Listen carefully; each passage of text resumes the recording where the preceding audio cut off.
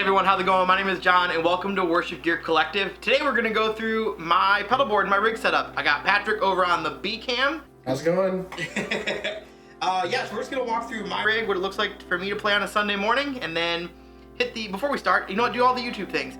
Like, subscribe, leave a comment down below, go follow my Instagram page for the channel, and yeah, we're going to have Patrick soon coming on too. He's over here for me, so podcast style. Right. Yeah, so I'm just gonna jump right into it, man. I don't know about you. I think that feels good. Yeah, feels good. All right, so first things first, I am playing. How intense should we go? Should I go guitar strap, you think? Go what? I'm just kidding. I'm just kidding. So the first thing I use is the this Gretsch, the G5. I use the G56 22T. It's just the standard semi-hollow. It's the Gretsch. It's the Gretsch you've seen before. Bigsby on it, Broadtrons, couch strap, guitar strap, if that matters for people. Elixir strings, 10 to 46, and then I use Jazz 3 Tortex pickups, Dunlops. So, I've got Ernie Ball cable, because I know people are going to ask about it. Ernie Ball cable, 25 feet for now, until I go wireless. And then into the Lizard Queen. That is the very first pedal on the board. You can see it right here. Here's the Lizard Queen. And I'm using the Stomp to go through everything. Shout out to Jake Faber for the amp patch. It's completely free on his channel. Go over and follow his stuff as well, man. Awesome player. All right, actually, you know what? Here's the clean tone to start.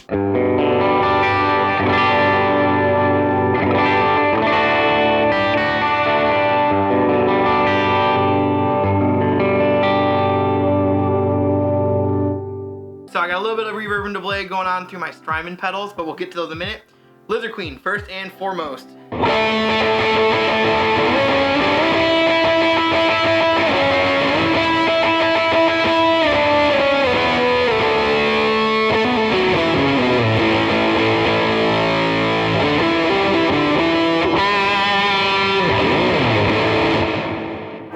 That is so much distortion, so much octave fuzz.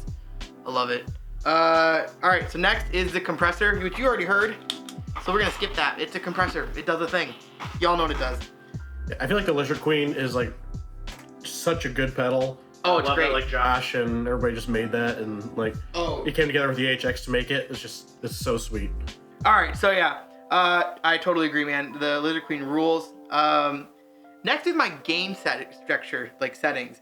So I was gonna go through this a couple different ways. We were talking about it, and the first thing I thought was go through the pedals one at a time. But I think just bulking it together is kind of the right answer because they all intertwine with each other, right? That's kind of the thing. All right, so jumping down to the pedal cam, we have the Morning Glory with a red remote, so I can access the second gain stage, which I don't really use a ton, but it's there in case I need it. The tried and true kilt, all Bethel sounds incorporated through there, and the red remote for the fuzz in case I want to do little leads. I tend to stack them. I was debating having extra like pedals on the board, but I mean, if you think about it, I have 1 pedal cam, 2, 3, 4, 5, 6, 7 drives. Then you got that Lizard Queen. And then I have the Lizard Queen for 8 drives. That's so many drives. So I don't think I needed anything else. Honestly. Not to mention whatever else is packed into the Stomp too, you know? Oh yeah, if I want to throw something into the Stomp, because I have, okay, so this is, I wasn't going to talk about this, but I'm going to share it with everyone here. I was a Helix LT user for like 8 years. I sold my LT. I bought an ACS1. I did the full analog thing. And then a month later, I went, I have a Stomp on the board now for my amps. Yeah, no, I understand. I know what you're thinking. You don't need to put in the comments. Thank you though. We're going to start with just the Morning Glory.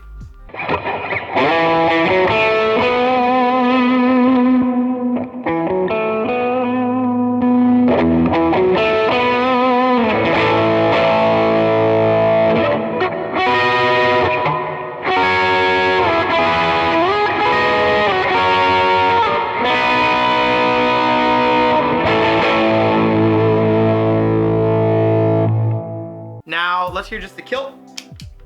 And I'm just gonna pedalboard tam, talk through all of these. You can watch on the screen. I'll blow this up full size so you can see it.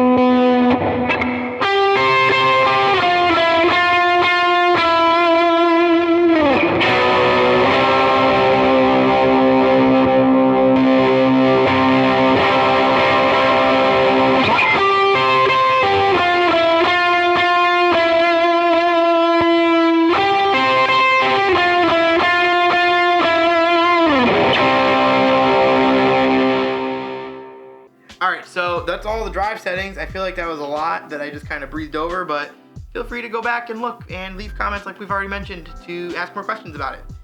Alright, next is my new pedal I just got today, the Juliana. Patrick has one, and I had the Julia for a little bit, and he was harassing me. He wouldn't to get the Juliana, so now I have it. This is literally just quick dialing, not much to think about, so...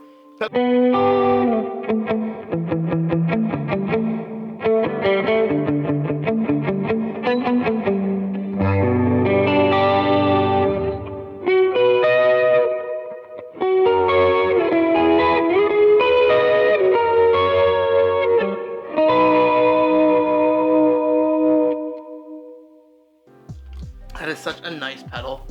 I'm a big fan of El Chorizo. And the stereo, dude. It's just... Ugh, I know. You can't argue with stereo. You really can't argue with stereo in worship. Definitely in our other genres that we like rock and metal. It's tough to warrant stereo, I think, sometimes. Yeah. But not for praise and worship. Alright, next I go volume pedal before that, but that doesn't really matter. For this, I have this Strymon, Timeline, and Big Sky. Everyone knows what those sound like. I mean, you've been hearing it the whole time, but just for the sake of saying you heard it again. Ooh, that's a scratchy pot. Yeah.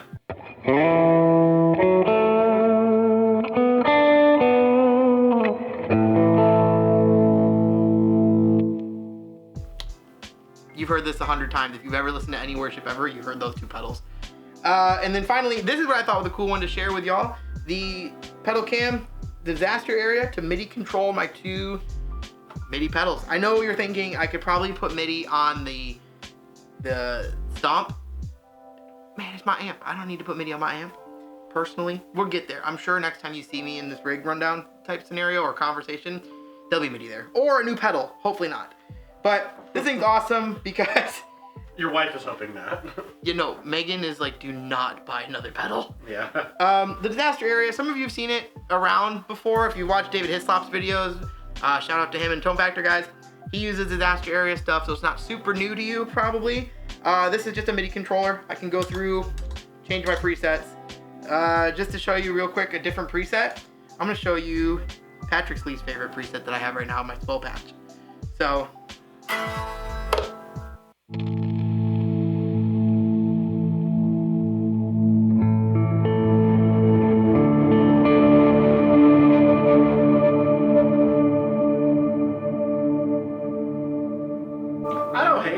sounds good. I don't hate it either. It's still going, and I might splice it under. It's still going. That's the only thing with it, because it's so much. I have reverse delay and the cloud setup on here. You know, leave a comment. Maybe we'll put some free patches out. Maybe some Strymon stuff. Christmas is coming up. Who's to say? Maybe that's a plug. You don't know yet. Subscribe and find out.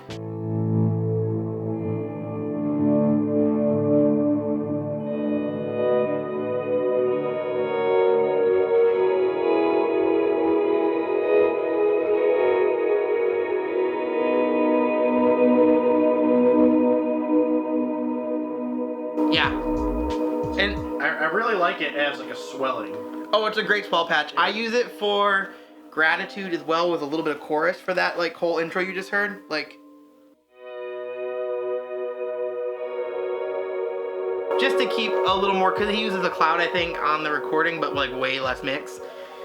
And then finally, I'm running pedal cam, canvas stereo DI, currently in the line injector mode, which we're learning with my Helix Stomp. If you look at that quarter volume, is crazy loud. So it might have to go back to DI mode here soon. We'll find out. But after talking to a handful of people, I was between TRS to XLR for all of you guitar nerds. And my Sweetwater rep, who's actually a personal friend of mine, had said, God forbid they put Phantom to your rig, don't blow up your Helix. Destroy a DI box. Hard to argue with the logic there. Yeah. And so, yeah, this is my rig pretty much. It's super simple. I try to come in as minimal as possible for setup. I know it's still more than a Helix, but maybe let's give a quick like patch demo. Like, this is what I would be running if I'd playing like We Praise You.